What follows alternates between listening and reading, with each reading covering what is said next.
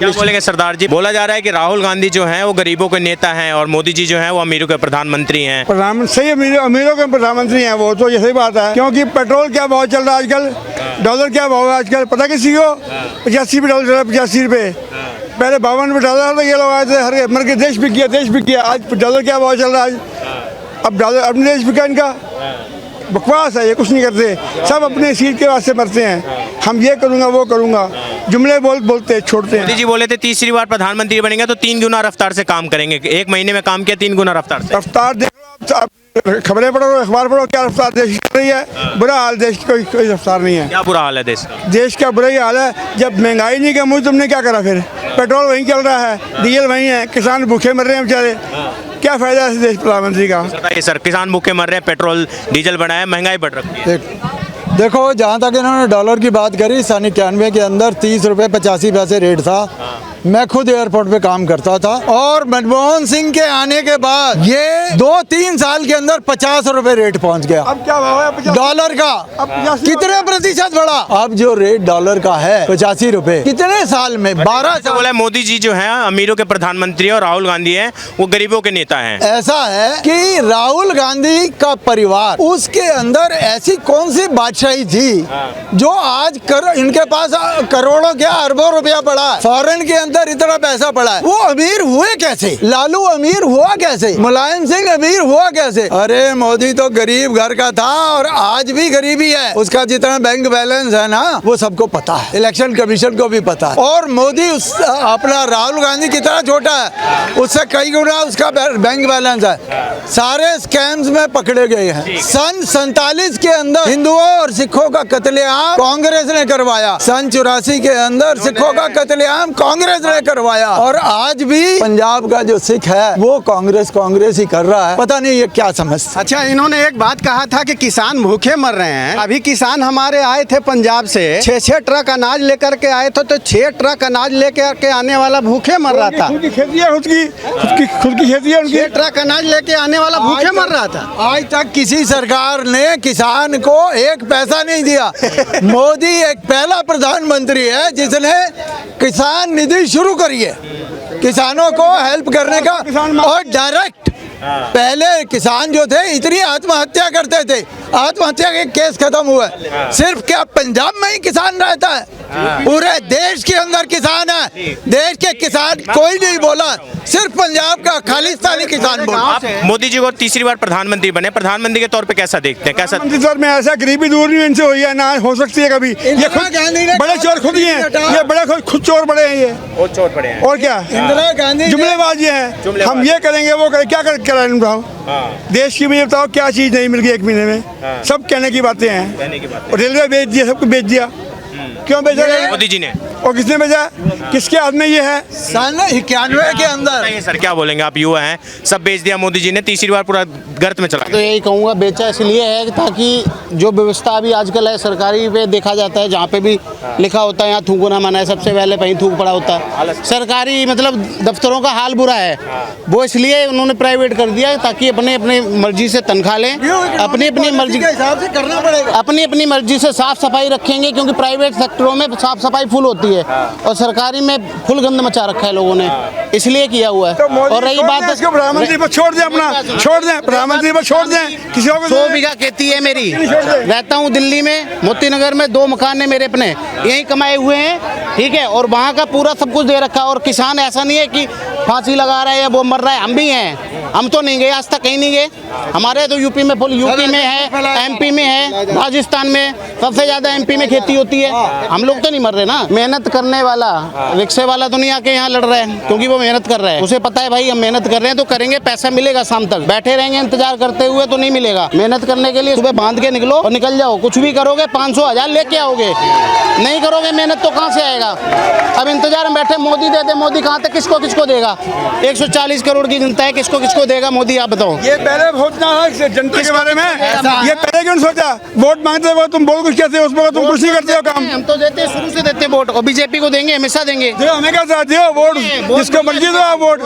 तुम इस टाइम कितने करोड़? 84 करवाया, आप उनको वोट देंगे? जिन्होंने 84 करवाया। सुनो मेरी बात, आप सुनो देंगे उनको ऐसा सुनो, तुम्हारे पास मुद्दे ही है कि 84 देश को तुम बर्बाद करे इस चक्कर में, लोगों को तुम लड़ा दो। 2017 में कांग्रेस ने जैसे ये 1 लाख रुपए का फार्म भराया ना, मैं भी पंजाब का रहने वाला हूँ, ऐसे हमारे से फार्म भरवाए थे, हर घर के में नौकरी और हर किसान का कर्जा माफ। 2022 तक ना तो किसान का कर्जा माफ किया, ना वहाँ किसी को नौकरी दी। सिर्फ झूठे वादे करती है कांग्रेस, बेवकूफ बनाती है। 1500 रुपए का वादा किया था लेडीज को देने का, वो अभी तक किसी को हिमाचल में नहीं दिया गया। देखो इनका काम है झूठ बोलो, गरीबों को जो बोले हैं लोग, जो राजनीति नहीं समझते उनकी वोट ले लो और सत्ता पाने की कोशिश करते हैं। देश से कुछ लेना देना नहीं कांग्रेस का। राहुल गांधी को देखो किसानों को, और कांग्रेस वाले तो बोल रहे हैं कि मोदी जी जो अमीरों के प्रधानमंत्री है, राहुल गांधी हैं गरीबों के। मोदी जी और राहुल गांधी में ये फर्क है कि वो गरीबों के बीच चले जाते हैं और मोदी जी को गरीबियों से हाथ मिलाने में शर्म आती है। वो अडानी अंबानी जी के साथ प्लेन में घूमते हैं। हमारे गाँव में हमारी बहन बेटियां घर से ये देखती थी कब सूरज ढलेगा, सूरज नीचे जाएगा, मैं बाहर खेत में बाहर जाऊंगी टॉयलेट के लिए। इन्होंने 60 साल सरकार चलाई, किसी ने क्यों नहीं सोचा? गरीबों का मोदी ने टॉयलेट दिया, कच्चे मकान वालों को पक्के मकान बना के दिए, उनको राशन जो चूहे खा जाते थे, नेता मिलके खा जाते थे, अफसर मिलके एफसीआई के खा जाते थे, वो राशन आम आदमी को देने की कोशिश करी कि सबको राशन मिलेगा। गरीबी से लोग 25 करोड़ लोग बाहर आए हैं, कांग्रेस ने क्यों नहीं निकाले? इसलिए राहुल गांधी झूठ बोलते हैं और वो तो कहते हैं केरोसिन छिड़क दिया मैंने, सिर्फ माचिस लगाने की जरूरत है। वो समाज को आपस में लड़ाना चाहते हैं, देश से उनका कोई लेना देना नहीं। भैया राहुल गांधी झूठ बोलते हैं, ये जुमलेबाज है, बीजेपी वाले जुमलेबाज है, प्रधानमंत्री खुद जुमलेबाज है। हम 15 लाख ये करो, क्या कर मतलब है? ये झूठ क्यों बोलते देश को चलाने के लिए? मोदी जी ने झूठ बोला। और किसने बोला? ये मैंने कहा और किसने कहा है? 15 लाख दूंगा, क्या इज्जत इतना वो कर रहे हैं। अगर विकास की बात की जाए, दिल्ली एयरपोर्ट का हाल सबने देखा था। अब ये कहेंगे दिल्ली एयरपोर्ट कांग्रेस के टाइम पे बना था, तो ग्वालियर एयरपोर्ट पिछली साल बना है, पहली बारिश में हाल सबको पता है ग्वालियर एयरपोर्ट का क्या हुआ है। मुझे बीजेपी कांग्रेस से कोई मतलब नहीं है, पर विकास की बात करो। मेरे घर में इतने लोग हैं, मोदी जी के कारण एयरपोर्ट गिरा।